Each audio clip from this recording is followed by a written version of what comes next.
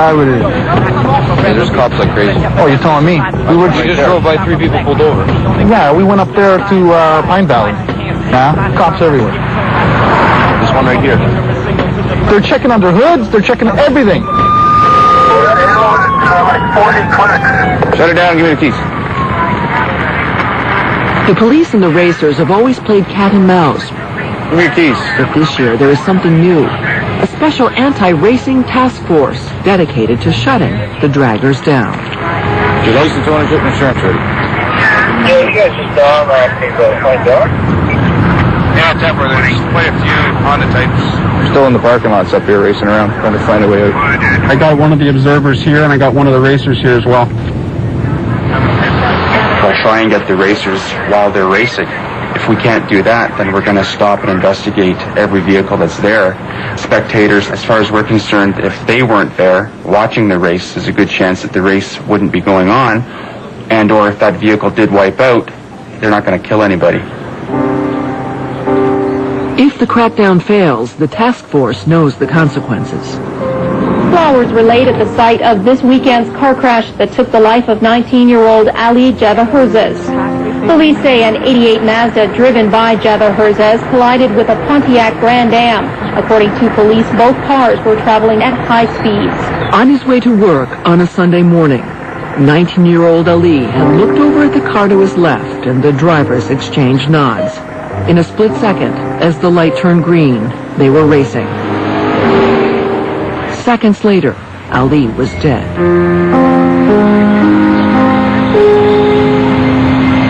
I consider myself quite the car buff. Most of these cars out here are just absolute works of art. But I've seen the other side, and unfortunately, I'm the guy that comes along later and has to pick up the pieces. And it's kind of gut-wrenching when you have to tell mom and dad that their son and daughter is not coming home ever again. And for what? For the fact of, yeah, I did a quarter-mile stretch in 10 seconds. But at the Texas pit, Rob's street racing fever continues unabated. Mike Palagian is nowhere to be found, so any Civic will have to do tonight. I told him, come by. Hey, go walking up and down.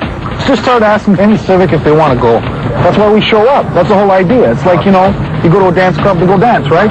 Or drink or whatever. Same thing here. You show up here because you want to race. You want to go. There's a Civic, maybe a contender for the almighty Mazda. Before Rob has a chance to set up, a convoy of draggers leaves. Okay, let's go. This, too, is part of the street racers' ritual. One driver challenges another. They agree on a location, and 100 cars, including Rob's, file out of the lot after them. 12 o'clock. Do you know where your children are? Hey, it's a try. Hungry to race, the convoy finds a deserted stretch of road.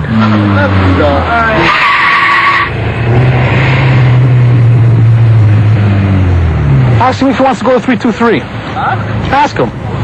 To the surprise of onlookers, Rob in his anemic-looking 323 has challenged a pumped-up 97 Prelude, one of the street's thoroughbreds. The smart money isn't on Rob. I want to beat the other one. I want to see how bad he is.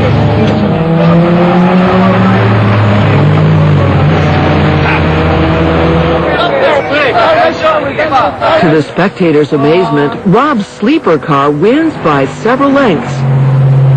But the man Rob most wants to impress isn't present tonight. If Mike P. doesn't feel his car is race ready, he doesn't show up, preferring to hang out with his friends. The cops are hot on the trail of those out tonight. Attention on 401 patrol. Report of 4 vehicles racing, make models unknown at this time, operating at extreme high rates of speed. On the way. Rob senses police presence and decides not to push his luck. It's no good to go now. Cops will show up anytime. That's why I don't want to go again. Because you do one run, you get lucky, you don't get burnt. Right behind you there. You can see right down the very far end of the road, which is their starting line. They don't see us sitting up here with the lights out. Hello, it's with this one guy in here on the left. Hello? Yeah. Cops. Brad. Okay, let's get in the car. Cops just showed up.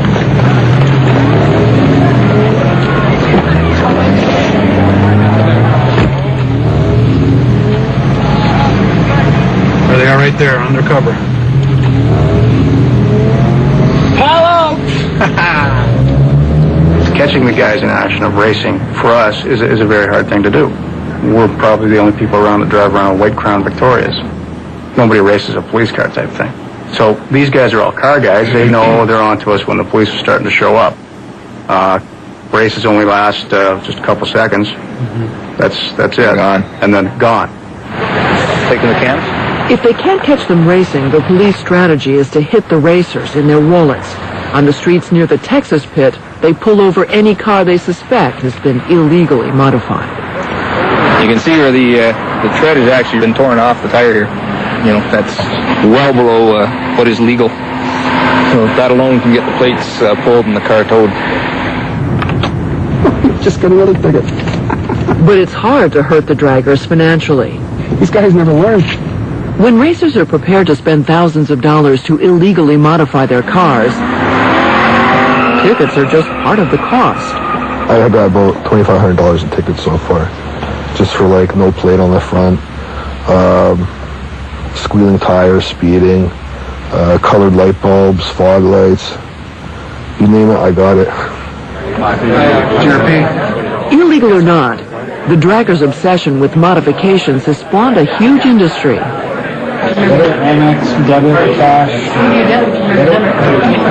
In Toronto, Johnston Research and Performance is a mecca for the speed junkies. Owner Derek Johnston feeds Mike's addiction to high-end parts, needed if he is to stay ahead of Rob. So you can get the nut into the base of the honeycomb? Yeah. Hey, I need this? Yes. Give me a hat. You want a hat? There's two styles. And a lot of customers called me the pusher. Because I was out there, I was on the street, I always had the parts that they needed, kind of like the drug dealer would be, and as they wanted more parts, I wanted to go fast, here, try this, do that. Derek needs to stay connected to his customers. High-performance auto shows are where the world of legal and illegal racing meet and do business. The market as a whole, U.S. and Canada-wide, you'd probably be talking about $4 to $5 billion a year, and it's primarily spent by people that are 16 to 35. We actually go to the street races, perhaps not to race ourselves, but at least to see what's out there. Most of the creative cars and the creative performance stuff ends up at the street races first before it ever hits any of these manufacturers. Somebody who's a machinist and tries something new, you see it there first. Performance modifications are often born on the street and picked up by manufacturers who then sell them back to the street through retailers like Derek. And so it goes. But the cops are out to break this cycle. You guys want to pass that down? If you stop a car out there that in any way, shape, or form looks modified, there's probably one reason for that, and that's for racing. If we can gather some intelligence on which car is modified, it'll help us in the long run as far as identifying these guys. When you show up with one of these cars and you've done something that expands the horsepower by double the horsepower of the original car or triple, and you've increased the traction to the point where it can literally break all the other parts because the tires grab so hard, then the police start to crack down on you. Like you see these guys look like they got stovepipes coming out the back of them. Improper muffler. Jam them with that. The blue bottle is a nitrous oxide, and there's I think a photo on there. It's even labeled for racing use only.